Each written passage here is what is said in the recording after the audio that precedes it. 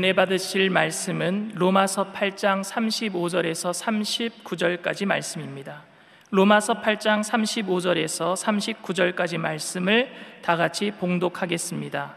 누가 우리를 그리스도의 사랑에서 끊으리요?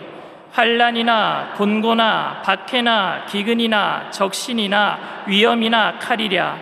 기록된 바 우리가 종일 주를 위하여 죽임을 당하게 되며 도살당할 양같이 여김을 받았나이다 함과 같으니라. 그러나 이 모든 일에 우리를 사랑하시는 이로 말미암아 우리가 넉넉히 이기느니라. 내가 확신하노니 사망이나 생명이나 천사들이나 권세자들이나 현재일이나 장래일이나 능력이나 높음이나 깊음이나 다른 어떤 피조물이라도 우리를 우리 주 그리스도 예수 안에 있는 하나님의 사랑에서 끊을 수 없으리라. 아멘. 여러분, 이 세상의 사람들은 금이 값지다, 은이 값지다, 혹은 권력이 값지다, 부귀와 영화가 값지다고 말합니다. 그러나 이 세상의 값으로 형언할 수 없이 값진 것이 있는데 그것이 바로 사랑인 것입니다. 사랑이 없으면 금이나 은이나 보석이나 다이아몬드로 처장을 놓아도 아무런 의미가 없습니다. 또 사랑이 없는 곳에 권력을 가지고 있으면 무엇하며 부귀와 영화를 누린다, 그것이 무슨 소용이 있겠습니까? 사람은 사랑을 하면 변화가 되고 사랑을 받으면 빛을 발하게 되는 것입니다.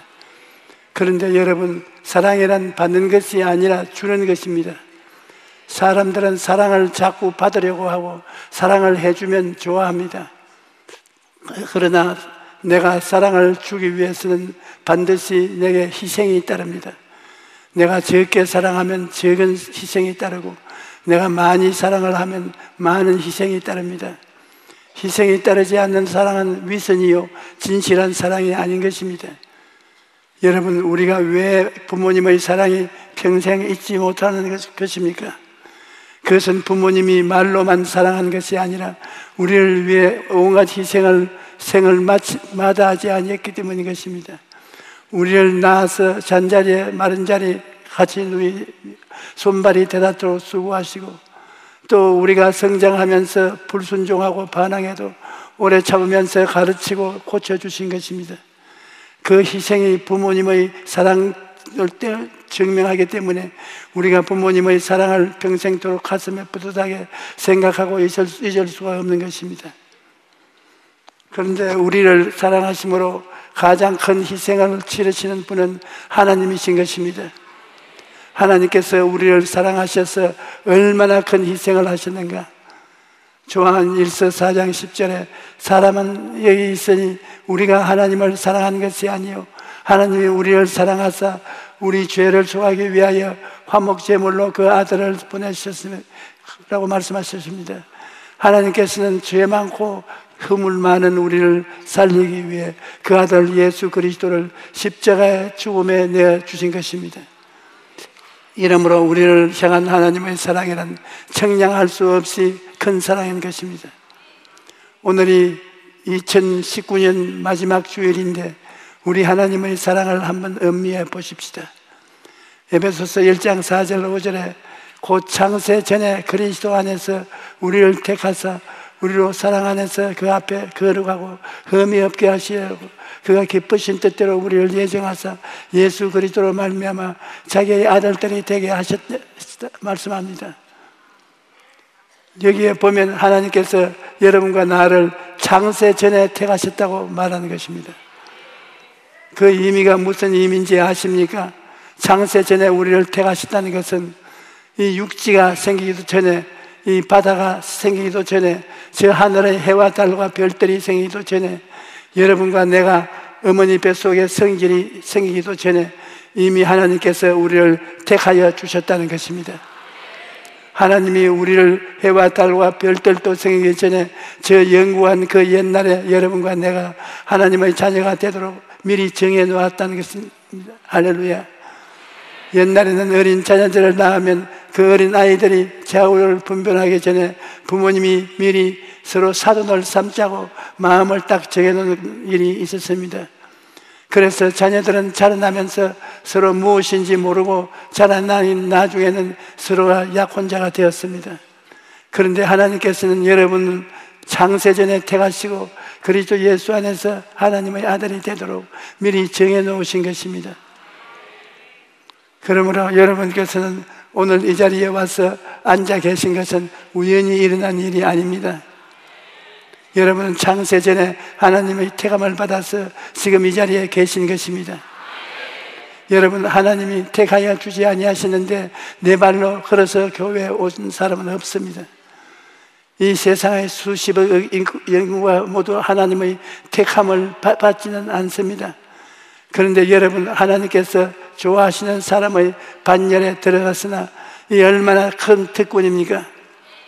내가 무엇이 잘났기에, 내가 무엇이기에 하나님께서 영원토록 무궁한 그 옛날에 나를 택하여 주셨는데, 하나님의 그 크신 은혜를 생각하면 얼마나 감격스러운지 우리가 정신이 다 아찔해지는 것입니다. 그런데 더욱 놀라운 것은 하나님께서 먼저 우리를 택하셨다는 사실입니다. 우리가 먼저 하나님을 믿기로 선택한 것 같지만 성경을 보면 하나님께서 우리를 먼저 택하셨다고 말씀합니다.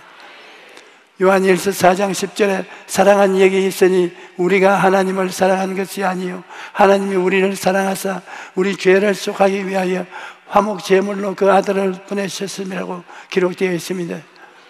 우리가 하나님을 택하였으면 우리가 잘못할 때 하나님이 우리를 버리고 떠날지도 모릅니다. 그러나 변치 않으신 우리 하나님께서 창세전에 그 크신 사랑으로 여러분과 나를 택하셨기 때문에 하나님은 우리를 버리지 않으시고 떠나지 않으시는 것입니다. 그렇기 때문에 진실로 예수 믿고 중생한 사람은 타락하지 않습니다. 하나님이 정해놓았는데 누가 하나님의 정한 그 쇠줄을 끊고서 자기 마음대로 타락을 합니까? 하나님이 예정 안에 들어오지 못한 사람이 교회 구경 왔다가 타락하는 그런 일은 있지만 하나님을 정하심을 받은 이미 하나님의 자녀가 되도록 점 찍어 놓은 우리들은 타락할 수가 없는 것입니다. 왜냐하면 하나님이 예정해 놓으셨는데 누가 그 하나님의 예정을 끊겠습니까? 여러분과 나는 창세전에 택함을 받은 사람들이기 때문에 하나님께서는 우리를 떠나지 않으시고 영원히 함께 하시는 것입니다. 이러므로 우리가 구원받은 것은 우리의 노력이나 행위가 아닌 것을 알 수가 있는 것입니다. 에베소서 2장 8절로 9절에 너희는 그 은혜에 의하여 믿음으로 말미암아 구원을 받았으니 이것은 너희에게서 난 것이 아니요 하나님의 선물이라 행위에서 난 것이 아니니 이는 누구든지 자랑하지 못하게 함이라고 말씀하셨습니다. 여러분, 이번 크리스마스에 선물을 받으셨습니까?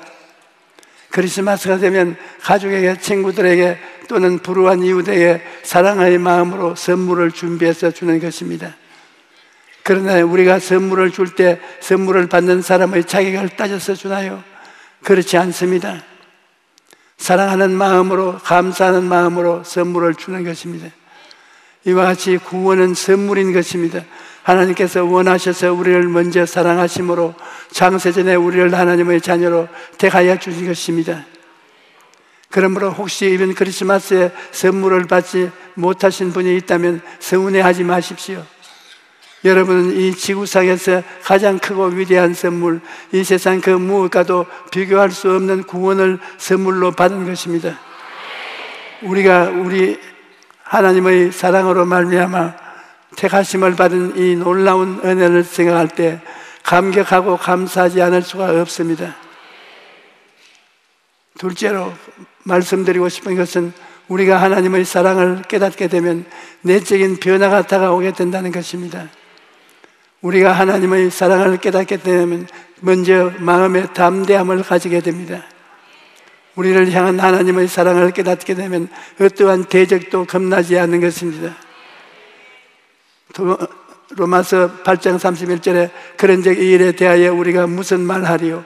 만일 하나님이 우리를 위하시면 누가 우리를 대적하리요? 라고 말합니다. 여러분 생각해 보십시오. 하나님이 우리를 위하시는데 누가 우리를 대적하겠습니까?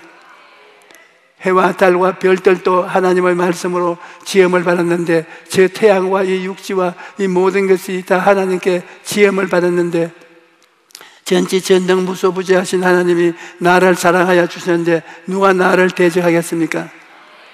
하나님의 허락 없이는 그 누구도 우리를 넘어뜨리지 못하는 것입니다.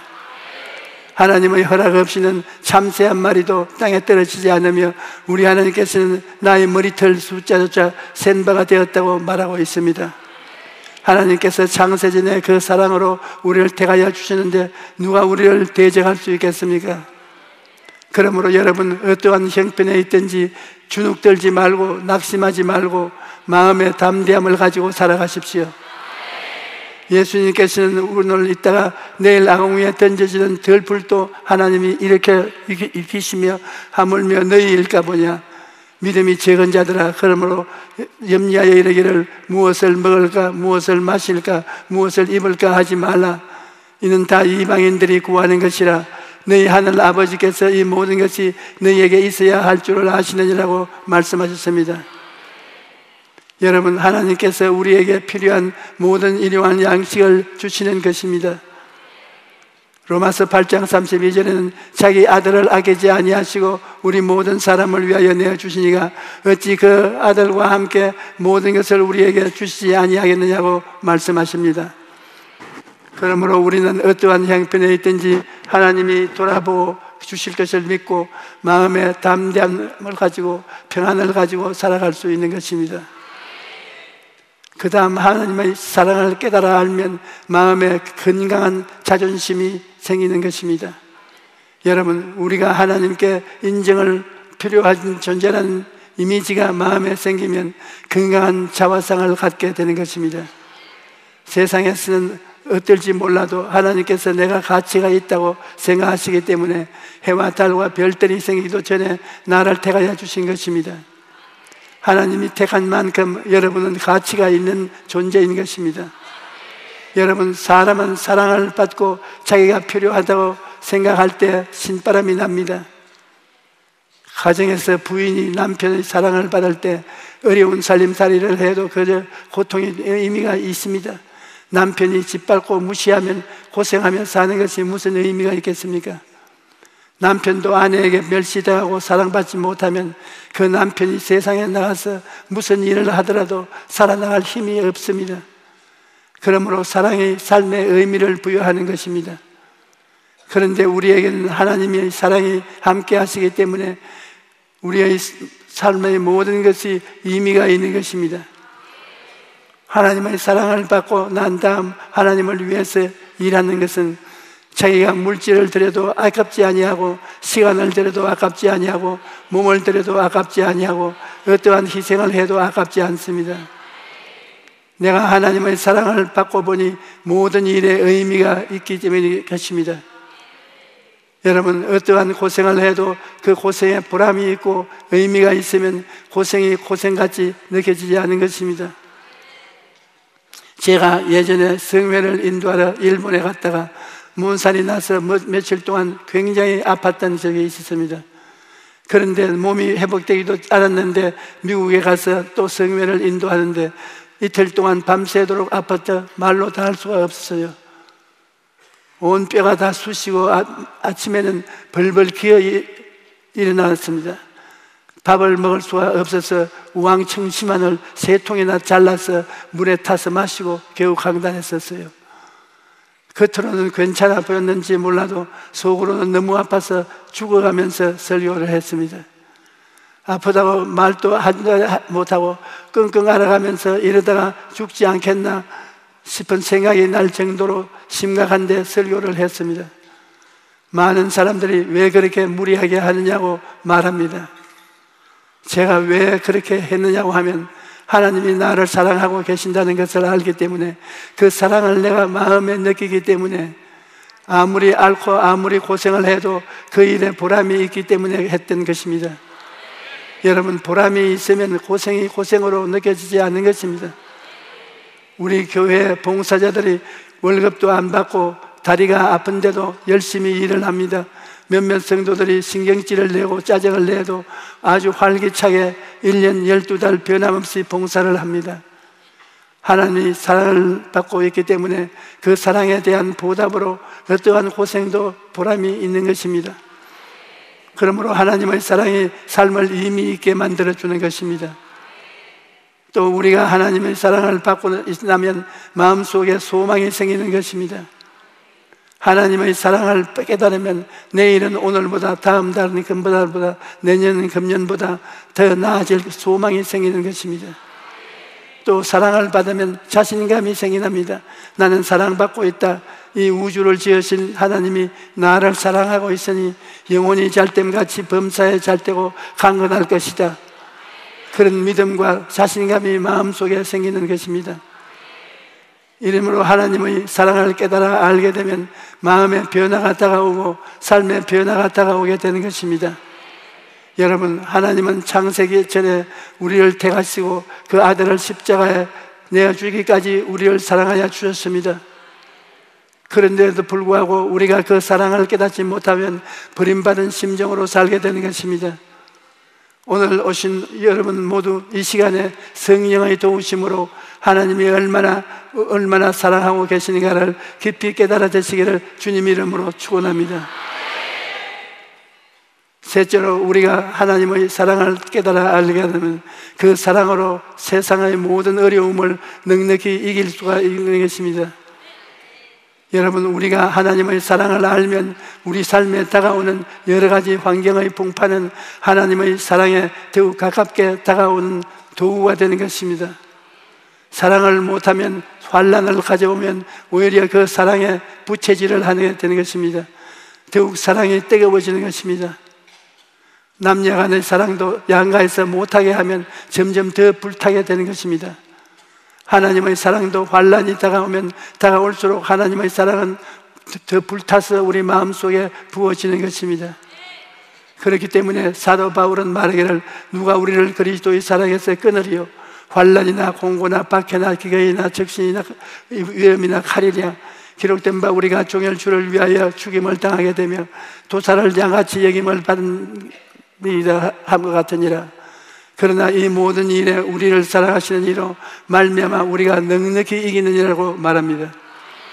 세상의 핍박이 와서 우리를 하나님의 사랑의 고리에서 끊으려고 하면 우리의 믿음이 더 분발되는 것입니다. 기독교 역사를 보면 가장 처절한 박해가 일어났을 때 가장 교회가 왕성하게 자라나고 온 민족이 하나님께로 돌아오는 역사가 일어났던 것입니다. 그러므로 핍박이라는 것은 오면 올수록 더 사랑을 뜨겁게 만드는 것입니다. 또 여러분이 우리 삶에 기근이 다가와서 하나님의 사랑을 끊을 것 같지만 우리 안에 있는 사랑은 밖에 있는 기근을 능히 이기고도 남음이 있는 것입니다. 사랑이 있으면 하루 한 끼 묻어도 살아갈 수 있습니다. 사랑이 없으니까 낙심이 되는 것이지, 사랑이 있으면 어떠한 기근이 다가와도 극복할 수가 있어요. 마음속에 여유와 평강과 희락과 기쁨이 넘쳐나기 때문에 세상의 배고픔을 이겨나갈 수가 있는 것입니다. 여러분, 초원에 가면 많은 동물들이 살고 있습니다. 그 중에 어떤 동물이 가장 강할까요? 사자가 가장 강할까요? 아니면 코끼리가 가장 강할까요? 둘 다 아닙니다. 가장 강한 동물은 목자가 있는 양입니다. 양은 연약하기가 짝이 없습니다. 혼자서는 자기를 지킬 수가 없습니다. 공격 무기도 없고 방어 무기도 없습니다. 사자한테 걸리면 사자밥이 되고 표범한테 걸리면 표범한테 잡혀 먹힙니다. 그러나 목자가 있는 양은 다릅니다. 목자가 양을 사랑하고 지켜주기 때문에 사자와도 호미와도 안전한 것입니다. 그러므로 목자가 있는 양은 그 어떤 맹수도 건드리지 못하는 것입니다. 그런데 우리가 바로 목자에 있는 양입니다. 예수님께서 나는 선한 목자라, 선한 목자는 양들을 위하여 목숨을 버리건다고 말씀하셨습니다. 주님께서는 그 목자가 되셔서 우리를 눈동자같이 지키고 계시기 때문에 우리를 이길 자가 없는 것입니다. 이러므로 성경에 이 모든 일에 우리를 사랑하시는 이로 말미암아 우리가 넉넉히 이기나니라고 말한 것입니다. 여러분, 하나님이 사랑에 있으면 우리는 어떠한 어려움도 넉넉히 이기고 승리하는 삶을 살아갈 수가 있습니다. 이 우주에서 가장 강한 것은 사랑인 것입니다. 우리는 하나님 아버지와 주 예수 그리스도의 사랑을 받고 있으면 보혜사 성령께서 우리와 항상 함께 계시는 것입니다. 이러한 하나님의 사랑을 깊이 묵상하면서 한 해 동안 지켜주심으로 은혜에 감사함으로 2019년을 잘 마무리하시기를 주님의 이름으로 축원합니다. 할렐루야.